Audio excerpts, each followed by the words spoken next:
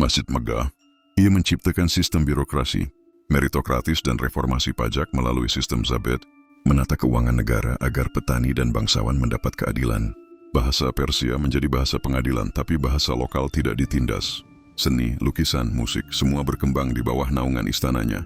Ia memperkuat struktur pemerintahan dengan sistem mansabdari, di mana peringkat militer dan sipil diberikan berdasar kemampuan, bukan keturunan. Bahkan dalam hukum, Akbar memutuskan perkara sendiri, kadang dengan keputusan yang melampaui batas norma. Ia pernah membebaskan seorang janda Hindu dari sati, dengan alasan bahwa kehidupan lebih suci dari tradisi. Bagian V. Senja Sang Kaisar, tahun 1605. Usia mengubah seorang prajurit menjadi perenung.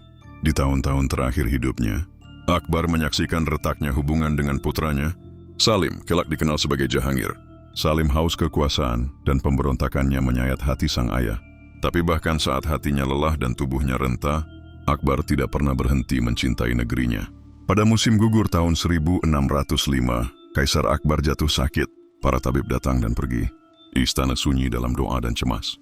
Di dalam ruang pribadinya di Agra, Akbar menghadap langit yang senja, menatap jauh melewati sungai Yamuna. Tidak silakan takut.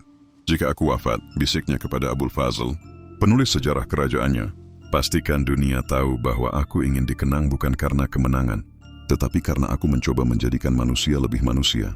Bagian C. Warisan yang tak pernah mati. Setelah wafatnya, Akbar dimakamkan di Sikandra, dalam mausoleum yang megah dan damai.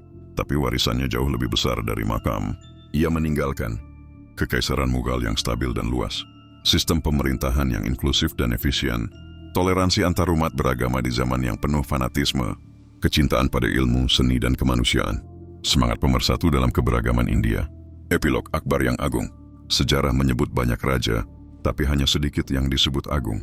Akbar adalah salah satunya, bukan karena ia memerintah, tetapi karena ia memahami makna sejati kekuasaan, bukan untuk menguasai, melainkan untuk menyatukan dan melayani.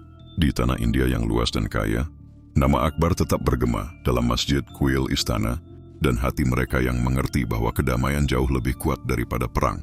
Bagian Syafin, anak yang jadi luka, Salim dan bayangan pengkhianatan. Takdir seringkali menciptakan bayang-bayang di balik cahaya gemilang.